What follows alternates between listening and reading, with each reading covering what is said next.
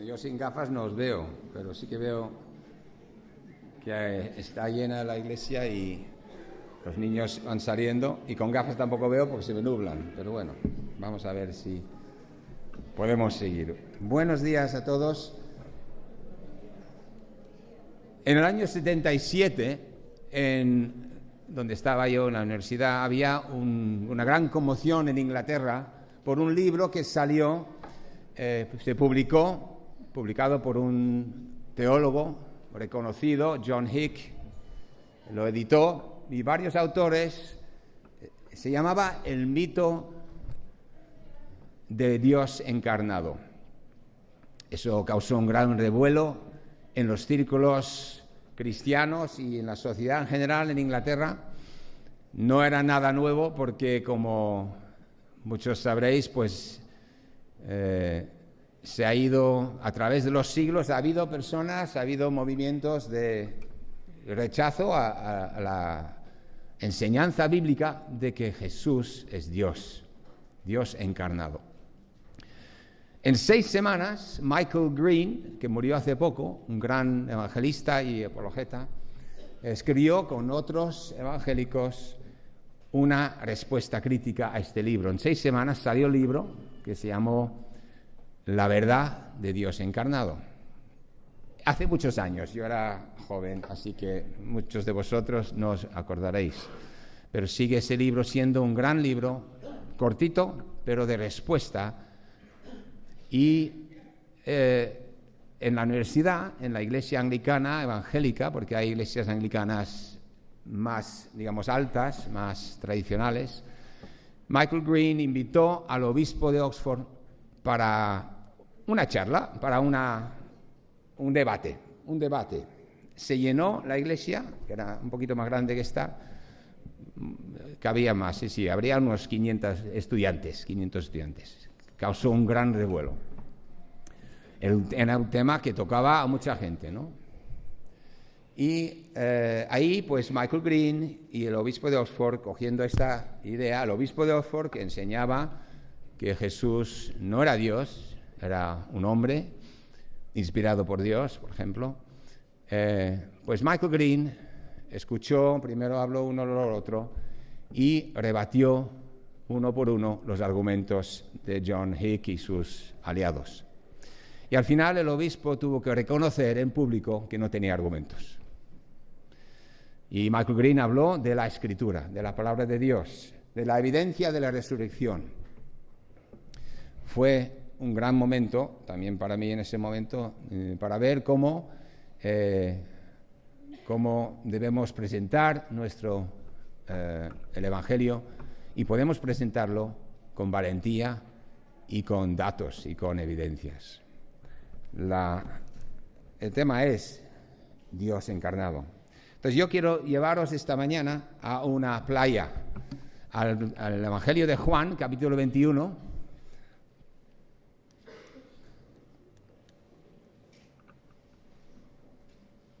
donde, si queremos ver la realidad de Jesús como Dios y no como un hombre, como algunos decían y dicen, tenemos que ir a la palabra de Dios, y hay tantas evidencias. Una de las cosas que decía John Hick es que solamente fue en el IV siglo que la idea de un Cristo Dios se había expuesto. Antes era un Cristo metafórico, y eso es lo que debería ser. Entonces ahí Michael Green y otros le rebatieron, y la palabra rebate esa idea que sigue repitiéndose a través de los siglos, y como veis hasta hace muy poco, y sigue hoy en día. Pues en Juan capítulo 21 vamos a mirar los versículos 1 a 14.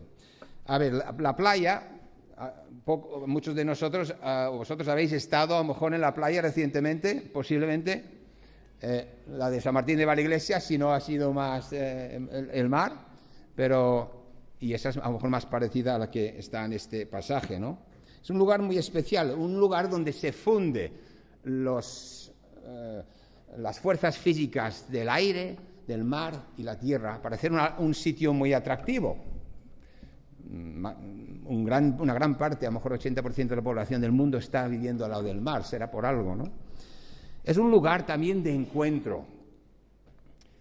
Así que aquí es este relato que vamos a ver, un sitio donde Jesús, resucitado, viene al encuentro de sus discípulos que estaban en otra cosa.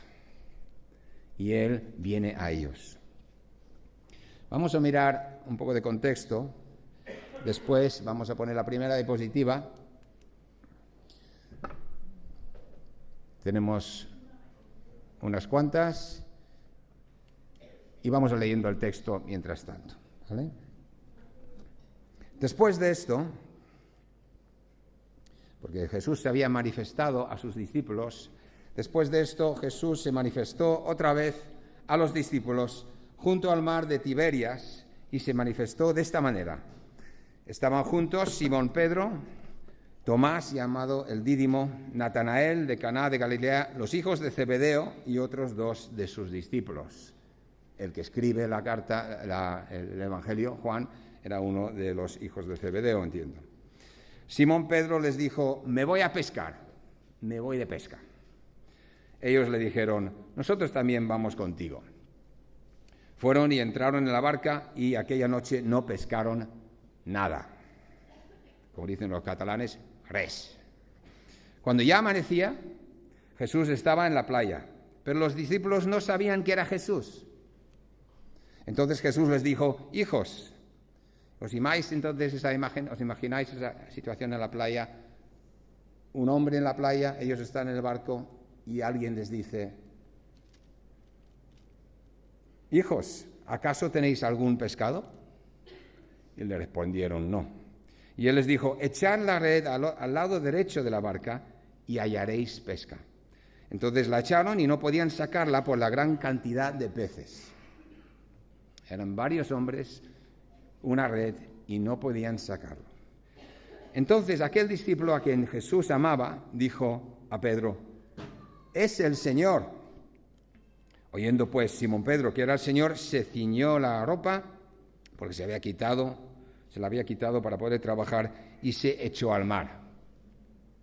Pero los otros discípulos vinieron en la barca, porque no estaban lejos de tierra, sino a unos 100 metros, arrastrando la red llena de peces. Entonces, cuando bajaron a tierra, vieron brasas ya puestas y un pescado colocado sobre ellas y pan. Y Jesús les dijo: traed algunos de los peces que habéis pescado ahora, traedlos. Simón Pedro subió a la barca. Este es un superhombre, si veis. Los otros no podían con la red y este lo hace solo. Y sacó la red a tierra, llena de peces grandes, 153. Y aunque habían tantos, la red no se rompió.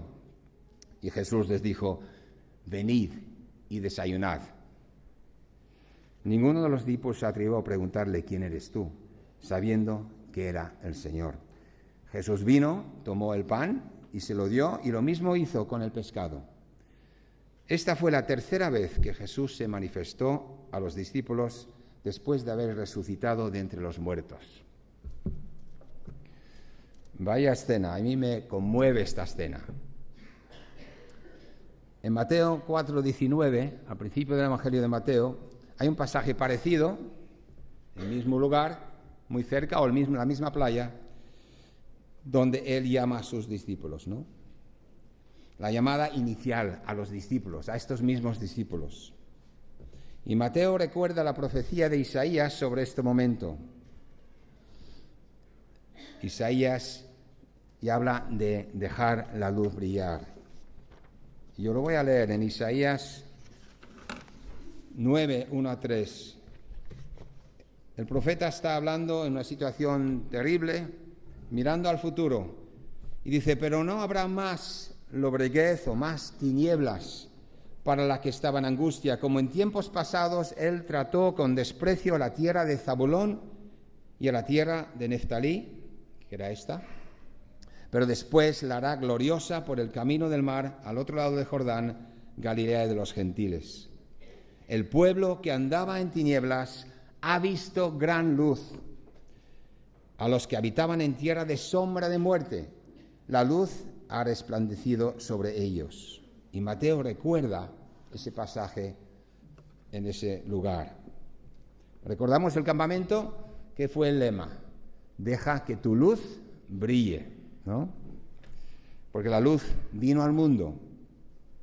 Jesús es la luz del mundo, dice Juan. Y el que le conoce tiene una luz. Esa luz puede transmitirla a los demás. No es suya, es algo que Dios le ha dado. En el versículo 19 de Mateo dice: seguidme y yo os haré pescadores de hombres. Les había dicho eso: seguidme y yo os haré pescadores de hombres. Uno no se hace pescador de hombres aquí. La llamada es seguidme. Es Jesús que hace que seamos pescadores de hombres. Lo que dice aquí es seguidme. Y es una llamada a cada uno de nosotros, ¿no? El Señor dice: sígueme. No dice que nos va a dar todas las herramientas en ese momento, pero sígueme en fe, como hemos cantado esta mañana. Y Él lo hará. Y a mí este evangelio, para muchos y para mí, parece a veces, lo miras y dices, podía haber terminado en Juan 20, 30. Porque dice, al final del capítulo 20, y muchas, como un epílogo, con una conclusión, dice, y muchas otras señales hizo también Jesús en presencia de sus discípulos que no están escritas en este libro, pero estas se han escrito para que creáis que Jesús es el Cristo, el Hijo de Dios, y para que al creer tengáis vida en su nombre. Parece el final del Evangelio, pero viene este epílogo, y hay dos escenas, y estamos mirando la primera. La segunda es tremenda también con Pedro, ¿verdad? La pesca milagrosa y la restauración de Pedro. Y nos centramos en esta. Y este es el tercer encuentro con Jesús.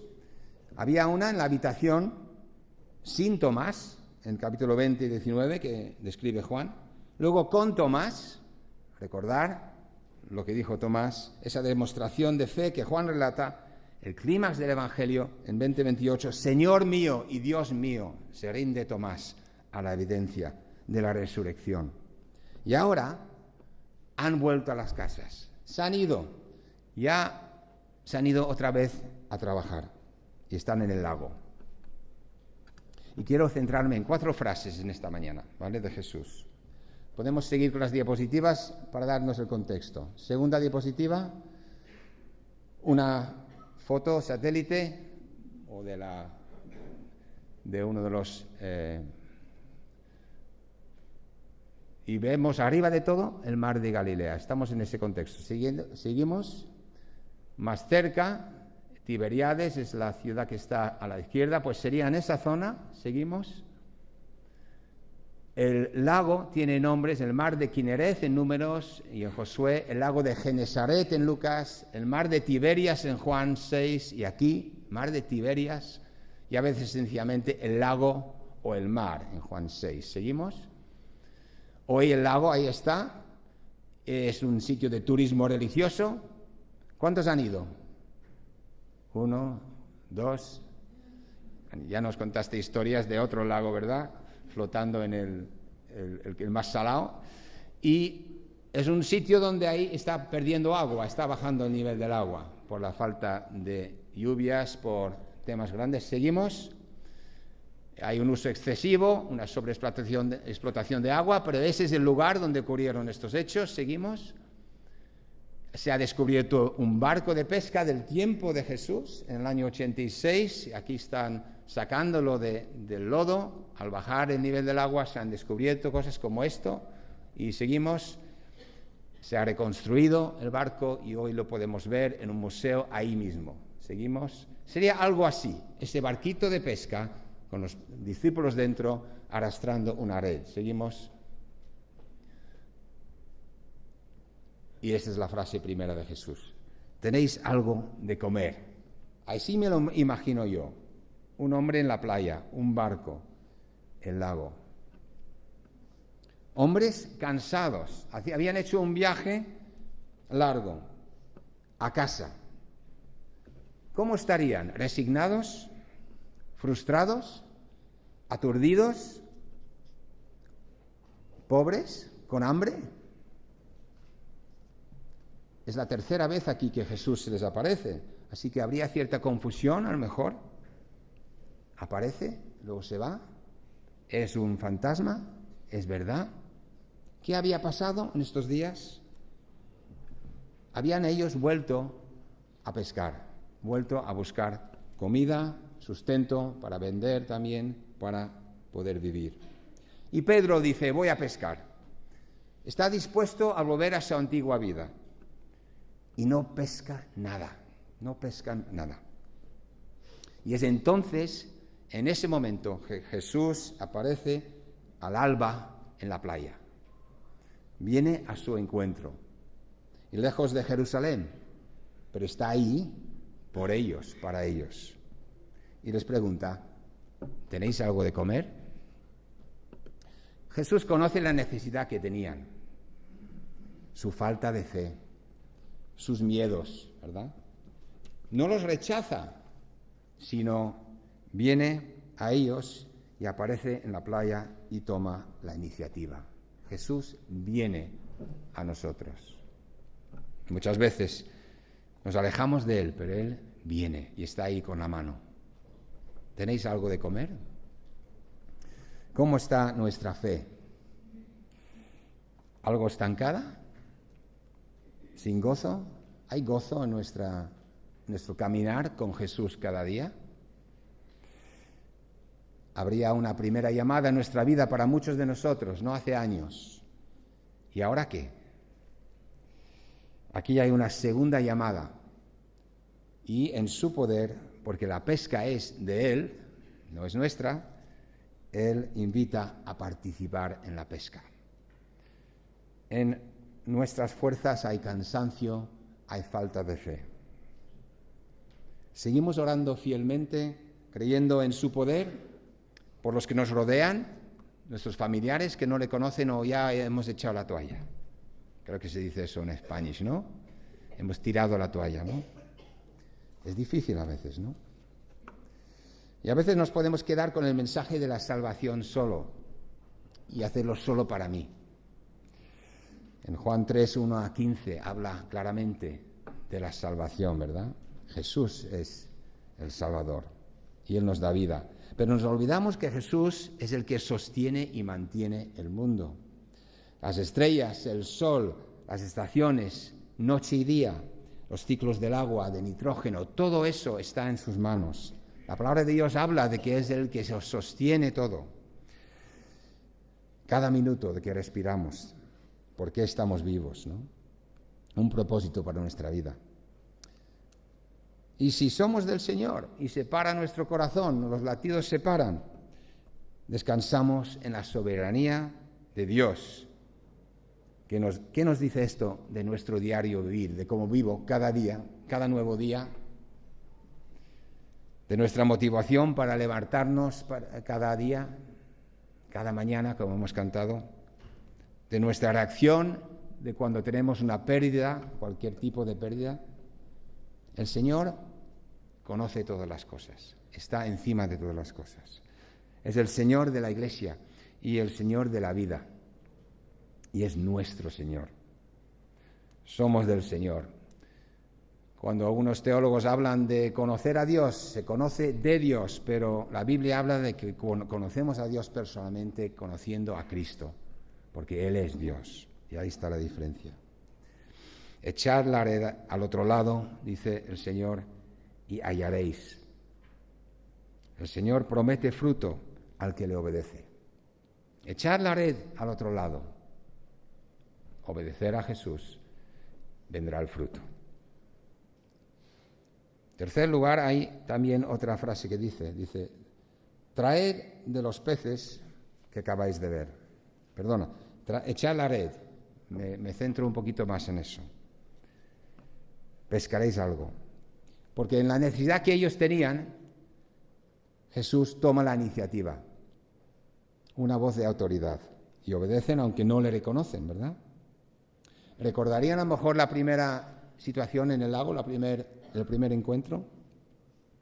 Juan, el escritor del Evangelio, al ver la inmensa pesca, la tremenda pesca, un milagro, le reconoce y se lo dice a Pedro, es el Señor, le reconoce Juan. Y Pedro se tira al agua, ¿no? Como hemos visto. Y aquí hay varios milagros, varias cosas que ocurren. La aparición del Señor Jesús, la pesca milagrosa, la red que no se rompe, y luego las fuerzas de Pedro al subir la red a la playa, y luego las brasas que están ahí, y el pescado preparado, el desayuno preparado, ¿no? Y como digo, la pesca no es de ellos, la pesca entonces es de Jesús, echar la red al otro lado, no al lado donde tú crees que debes de pescar. Echan las redes en fe, y lo hacen en fe. Algo había a lo mejor en la voz de Jesús, pero al ver su poder, su fe es confirmada y Juan le reconoce, ¿no? Y esto nos tiene que alientar a cada uno. Él dice que hallaremos. Debemos seguir constantes en la oración para los que queremos que no conocen al Señor. Piensa en una persona que conoces que no conoce al Señor. ¿Piensas en alguien en esta mañana? ¿Verdad? Puede ser un familiar, puede ser un vecino, alguien que quieres, alguien que hace años estás orando por él. Él dice que hallaremos. Obedecerme. Los esfuerzos nuestros no llevan a nada, pero la obediencia al Señor y su servicio, motivado por un corazón humilde, agradecido y entregado, lleva fruto eterno. No queremos un fruto parcial, no queremos algo que no dure. Nosotros queremos lo que el Señor quiere, ¿verdad? Fruto eterno. Que los hombres y las mujeres que nos rodean estén en la eternidad con Dios. Ahora, ¿quién es el hombre de la playa, no? Y a mí me maravilla más este pasaje por esta razón. El Señor acaba de morir en la cruz. El sueño de los discípulos parece esfumarse, pero había resucitado. Y ahora viene a su encuentro y viene a servirles, a ministrarles el Rey de la creación, del cosmos, mostrando que Él controla todo, mostrando que Él es Dios. ¿Ha vencido la muerte? Ha vencido el pecado. Él crea y sostiene todo, pero les espera, viene a su encuentro. ¿Se lo merecen? No han creído sus palabras, dudan, pero Jesús muestra su misericordia con ellos. Esto nos habla mucho de quién es el Señor Jesucristo, de quién es Dios. Podemos conocer cómo es nuestro Dios, que es paciente, que es misericordioso, viendo cómo Jesús actúa con sus discípulos aquí. Juan nos lo explica en Juan 1:3 y 1:10, Pablo en 1 Corintios, en Colosenses, hay muchos pasajes que no vamos a leer ahora. Todo lo hizo Jesús, todo es para Él, todo es de Él y para Él, dice Pablo. Y el autor de Hebreos lo remarca, hizo el mundo, es Él que lo sostiene, en capítulo 1, versículos 2 y 3. Jesús es el que controla, no es el azar. Y así que, ¿qué significa esto para nosotros en nuestro día a día? En lo que nos ocurre cada día. ¿Ponemos en práctica esa fe? Así que,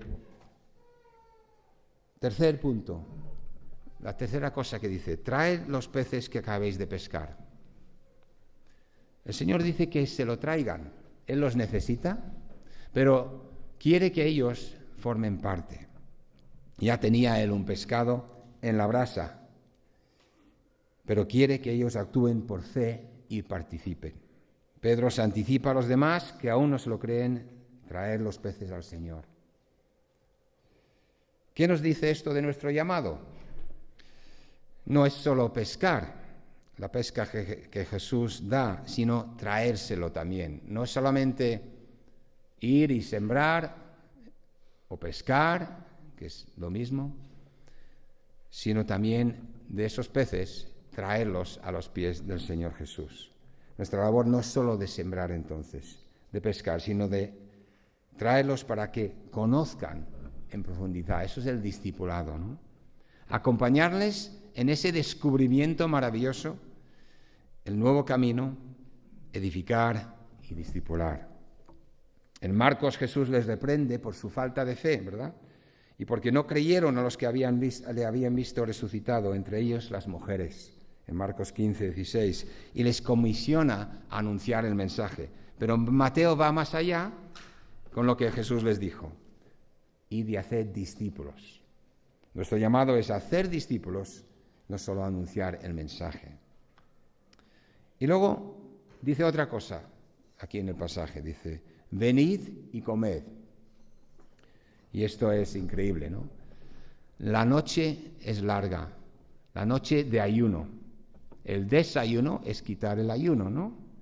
El fin del ayuno es el desayuno. Y Jesús les invita a desayunar, una sencilla invitación a comer. El final del hambre. Es el final, su aparición ahí, del ayuno espiritual. Ahora viene la vida, viene el alimento con Jesús. La resurrección de Jesús cambia todas las cosas. Es vida, y qué maravilla. Y me impacta esto porque Jesús aquí, el Rey de la creación, todopoderoso, que ha vencido la muerte en la cruz, ha vencido el pecado, muerto y resucitado, glorificado, aquí mostrando su absoluto poder sobre la muerte y el pecado, les recibe en la playa con un desayuno. A mí me impacta eso. Él es consciente de su necesidad física. Tienen hambre. Más elemental, ¿no? Y consciente de su necesidad de perdón, de restauración y de retomar esa llamada inicial. ¿Han fallado? ¿Tienen falta de fe? Seguidme. Ese llamado inicial. Seguidme y yo os haré pescadores de hombres. Sigue. El Señor es paciente con nosotros. Ahora, con su presencia, por el Espíritu Santo, se puede hacer en el poder no de ellos, sino obedeciéndole a Él, siguiéndole a Él. Lo ha demostrado con su resurrección. ¿Y qué nos dice de Jesús esto? Que el Señor está pendiente de nuestras pequeñas cosas también, de nuestra necesidad más insignificante también. Nuestras necesidades grandes y de las pequeñas también. Es Dios de la creación, todopoderoso, pero tiene interés en ti y en mí y en nuestras necesidades, nuestras carencias, nuestra falta de fe, nuestras dudas. Él está allí y está con la mano abierta. Venid, comed. El Señor está pendiente, ¿no? Es cercano y misericordioso.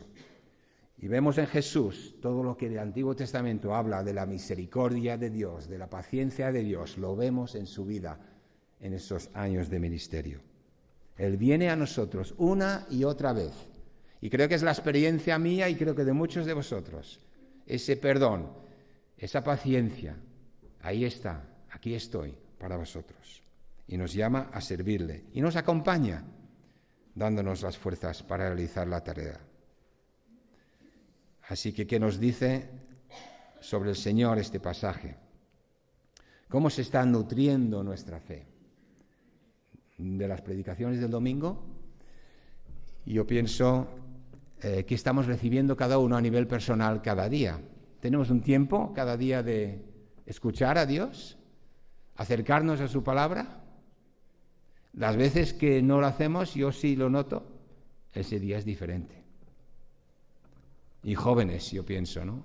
Una vez yo fui joven, como algunos fuimos, ¿verdad?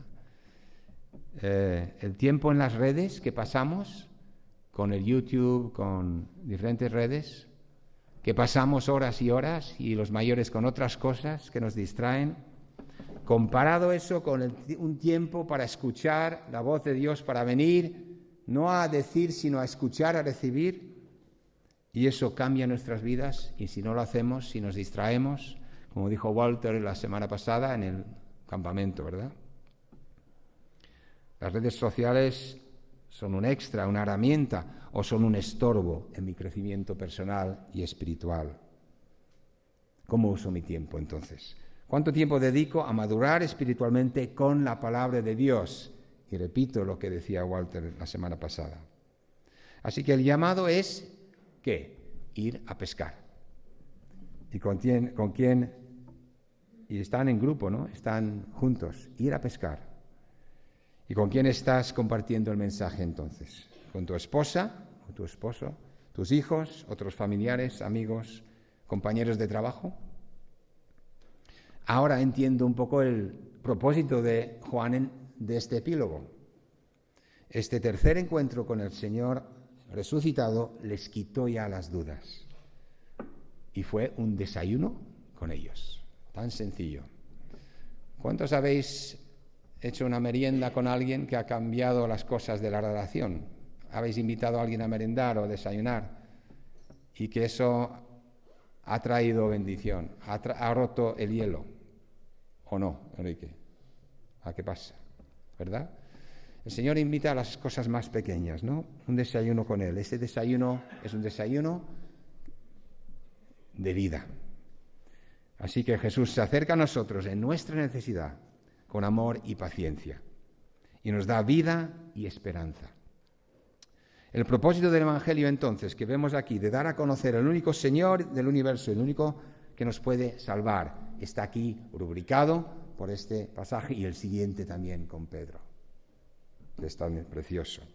Y de estos 7 hombres, 6 murieron por martirio, ¿no?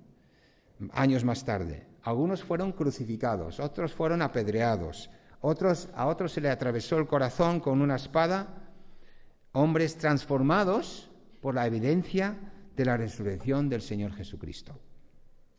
¿Estaban dispuestos a morir? No estarían dispuestos a morir si fuera mentira.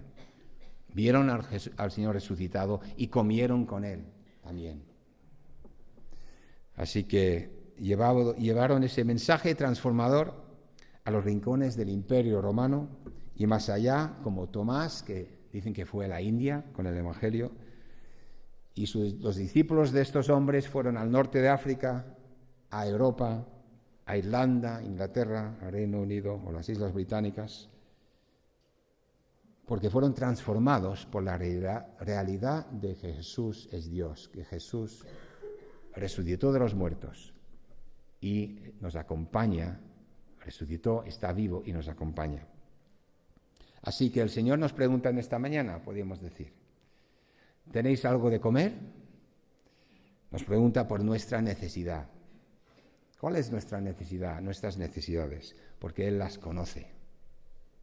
Él sabe que tienen hambre y Él sabe qué hambre tenemos, qué hambres tenemos nosotros.